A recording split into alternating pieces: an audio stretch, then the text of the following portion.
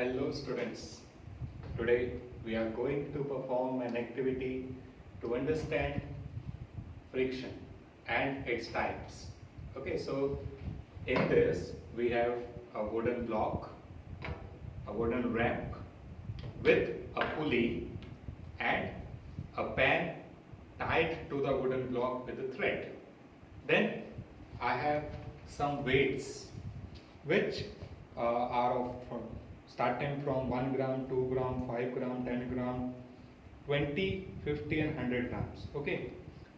So in this session we are going to understand basically by this experiment that the 2 or 3 types of friction, what is the static friction and the sliding friction, and we'll also come to know about a type which is called limiting friction. One more special type of friction we have is rolling friction. So, but in this we'll just do static, the sliding and the limiting friction. Okay, so before coming to the experiment, we must know what friction is. Okay, so we are just going to understand that what is this friction. So if we see that everything, if I throw a ball, fine, the ball will come to rest after some time. It is obviously okay, what we observe that everything which is in motion that comes to rest after some time. This is what a philosopher called Aristotle. Okay, he was a philosopher called Aristotle. He said that rest is the ultimate property of every body. Okay, rest is ultimate property, which means that if something moves, then it will definitely come to rest. That was true at that time, okay, because it was very बहुत पुरानी बात है ये. So at that time what they observe is what they say. So they observe that things which are in motion come to rest one day. But then comes the Galileo. Okay, he was a great scientist. He said inertia, he was an astronomist. Okay, so he was studying the stars, moons and all those things, okay, all the astronomical things we have. So he was a great scientist. He said that if everything comes to rest, then why Earth is revolving around the sun without coming to rest? If everything comes to rest, then why the moon is revolving and rotating around the earth? So earth is rotating and revolving without rest. Then this question comes to his mind, that why the earth and the planets and the all heavenly bodies, they are not coming to rest. So then he said that there must be something which is opposing this motion and which is making the body at rest. Okay, so for this, if I say, he said, okay, let us do an activity. He said if a ball is moving in the downward direction, okay, if I allow the ball to move in the downward direction, its speed will increase, right? Its speed will increase because it is moving from a high potential to a low potential. So this is what he said very first. Then he said if something moves from downward to upward direction, then its speed will decrease. Fine, its speed will decrease. So if something moves downward, it increases. If something moves upward, it decreases. Then if something is moving on the horizontal level, fine, if something is moving on the horizontal level, then there must be no increase or no decrease, right? That means the body should move with the same speed. Okay, the body should move with the same speed. So this is what he then again said, that there must be someone who is opposing it. Then he thought that if a body is moving in the forward direction, okay, and I apply a force from the backward, then its speed will increase. ठीक है, कि अगर मैं आगे जा रहा था, मुझे किसी ने पीछे से धक्का लगाया, तो I will move faster, the speed will increase. If I am moving in the forward direction, someone pushes me in the backward direction, my speed will decrease. Okay, so means motion and force, if same direction, then speed increase. If motion and force are in opposite direction, then the speed will decrease. So यहाँ पे क्या हो रहा था? When we are throwing a ball, the speed is decreasing. Motion is in this direction.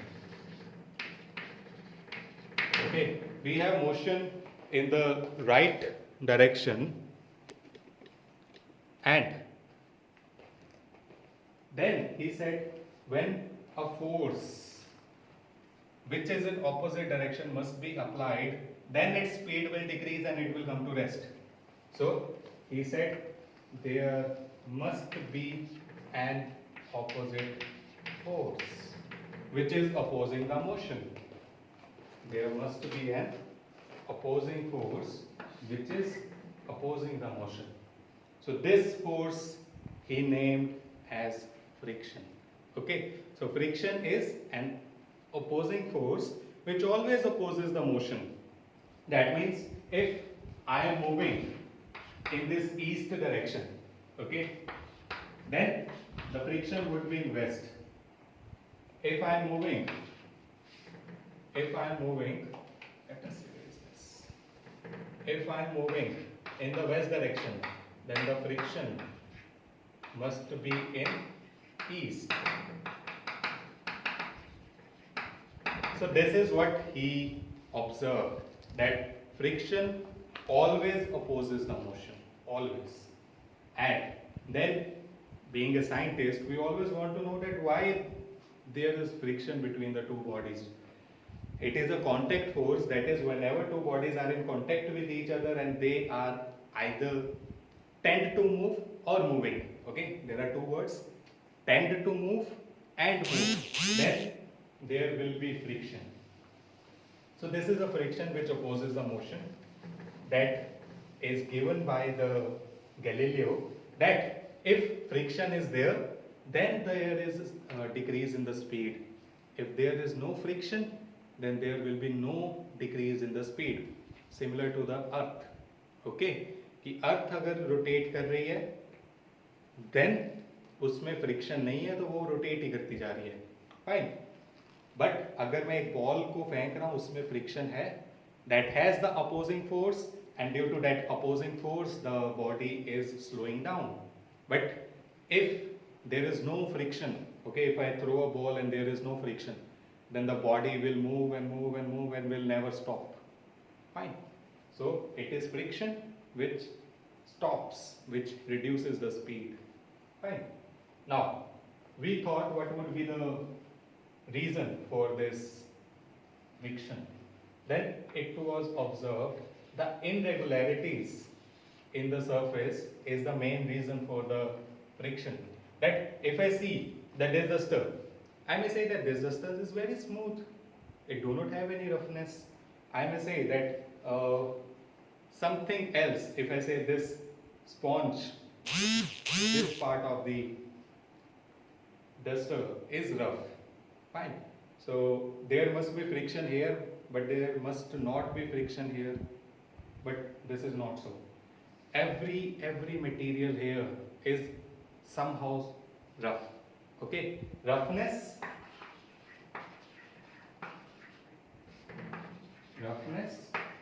or irregularity causes friction.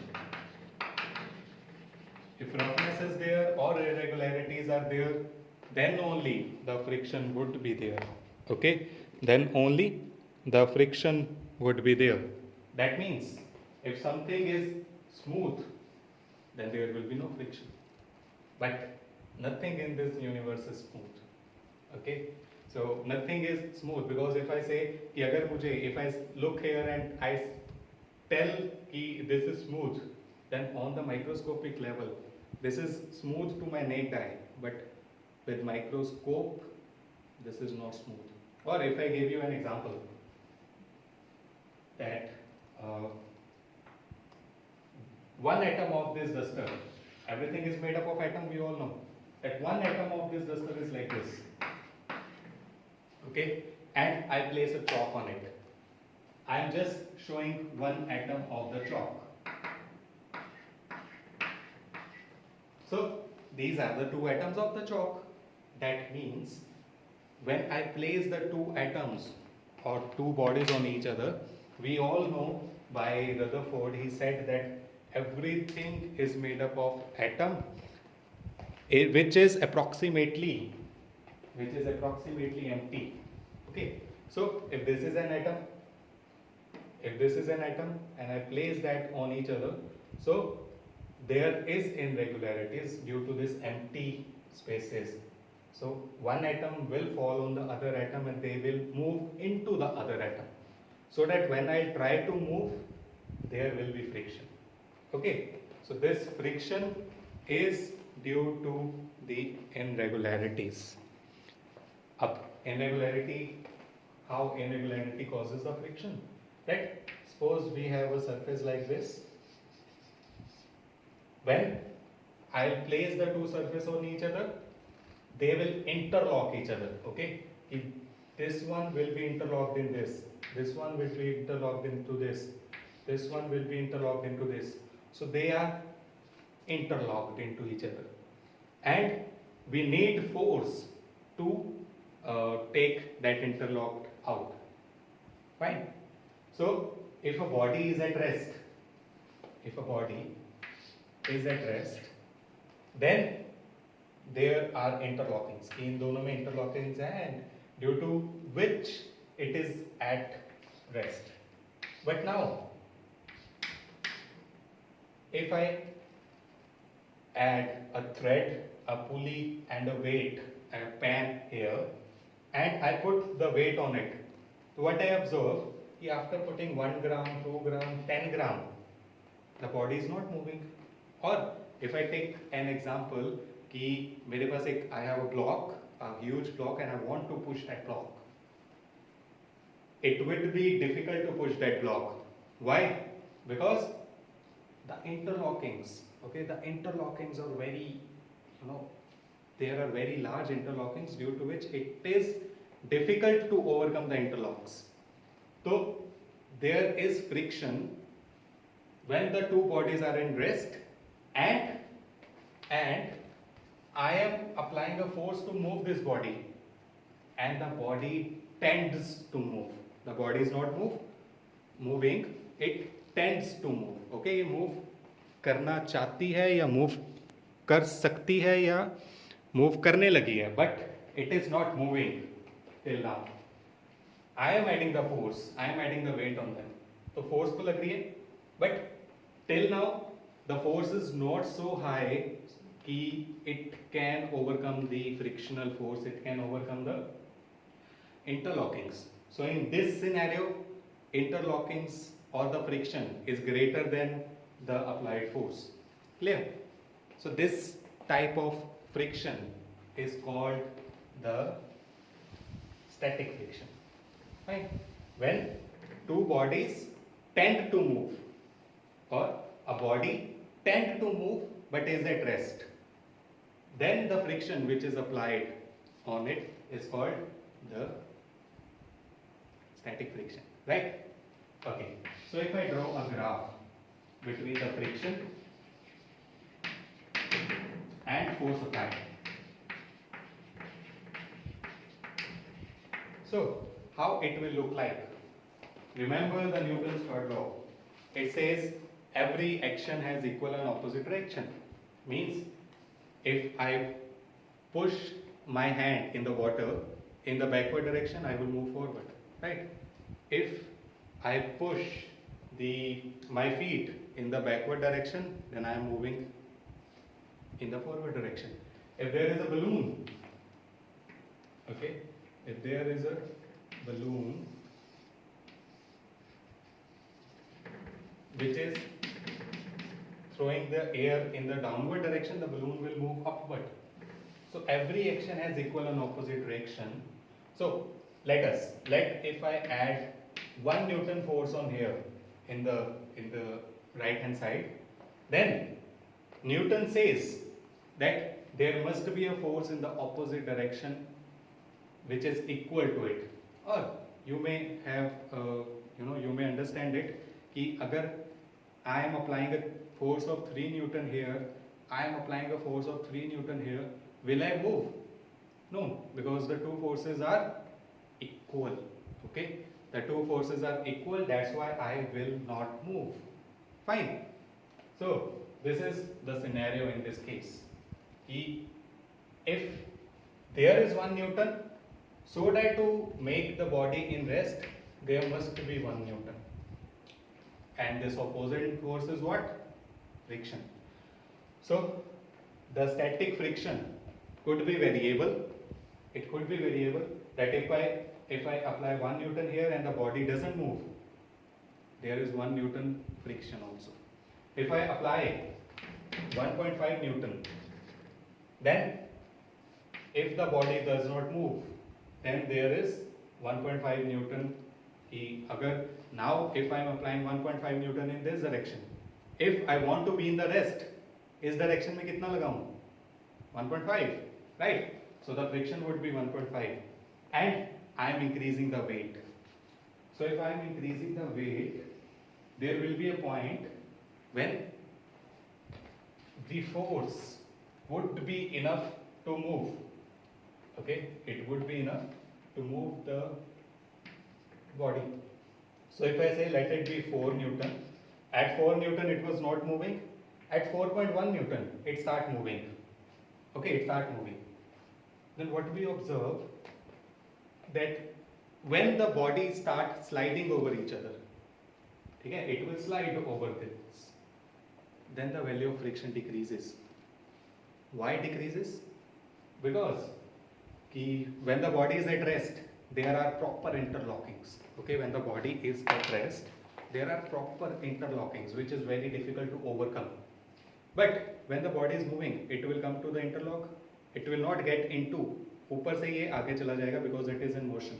So it will come, will face some friction and will move ahead, will move ahead, will move ahead.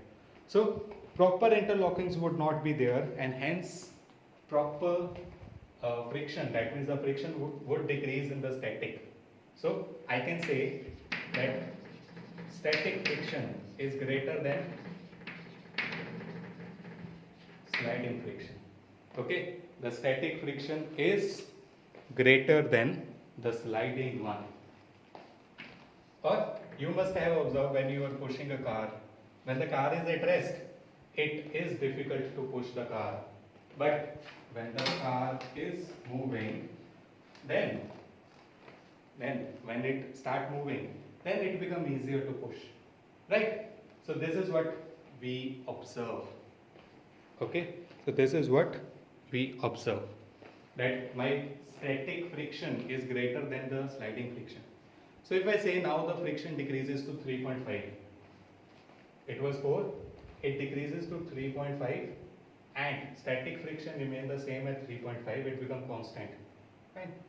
So these are two types of friction, static and sliding. And this maximum value of friction, the static friction, that is, I am adding the force, adding the force, adding the force, and that particular time, after which if I add the friction, if I add the weight, then the body will start moving. That means the maximum value of the static friction, the maximum value of the static friction, after that the body will start moving, is called limiting friction. Is called limiting friction.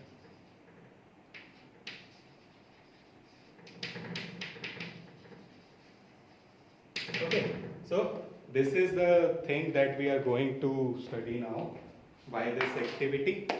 I hope it is clear now that what is static friction, what is the sliding friction and limiting friction. Okay, so now to study this, initially there is no weight in the pen. Okay, I am going to add, I am adding a heavy weight, okay, of 10 gram. 10 gram, no motion. No, I added, yeah, 10 gram. So there is no motion, right? That means here the friction, the static friction is greater than, the friction is greater than the applied force. That's why if this one is greater, the body is not moving. Okay. Now, if I add 2 grams, body still doesn't move. That means the total of 12 gram is not enough to move the body. Okay. That means the friction is greater than the applied force. Okay. If I am going to add 20 grams, so due to this 20 grams and total of 32 grams, even then the body didn't move. Fine. So what to do now? Okay, what to do now? There is 32 and still the force of friction is greater than the applied force. So if I add, okay, let us do something that instead of that 12 gram, I am adding 20 grams. So the total will become 40. Okay, so 20 gram plus 20 gram. So it would be 40 gram. And there is still no motion. That means now even now the force of friction is greater than the applied force. 40 grams. Okay. Okay, so let me add 2 gram now. I am just adding 2 gram. 42 grams. Okay, still no motion. Fine. So still the static friction is there.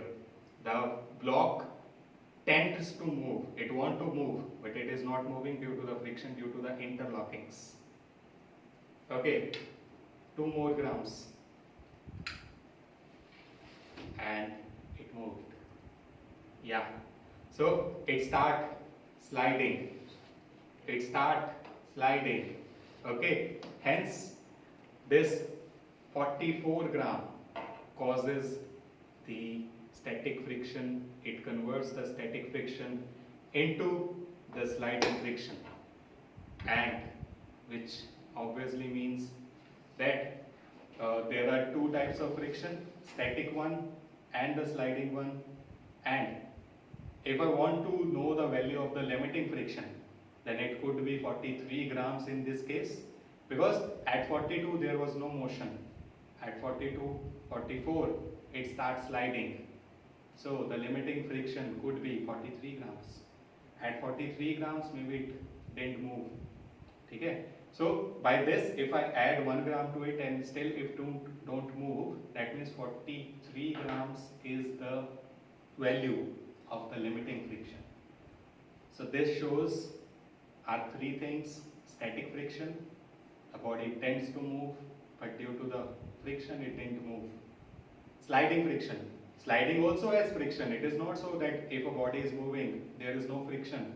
There is friction even the body is sliding, and there is friction even the body is at rest and someone is applying the force on it. Okay, so both has the friction. One is called static, then other is called the sliding, and the maximum value of the static is our limiting. And there is one more special type which is rolling friction, and in that rolling friction there is, which is even less. Okay, so rolling friction is even less than the sliding friction. Okay, we have cars, we have vehicles, we have machines which have ball bearings and all those things which have rotating parts, just to reduce the friction. Fine.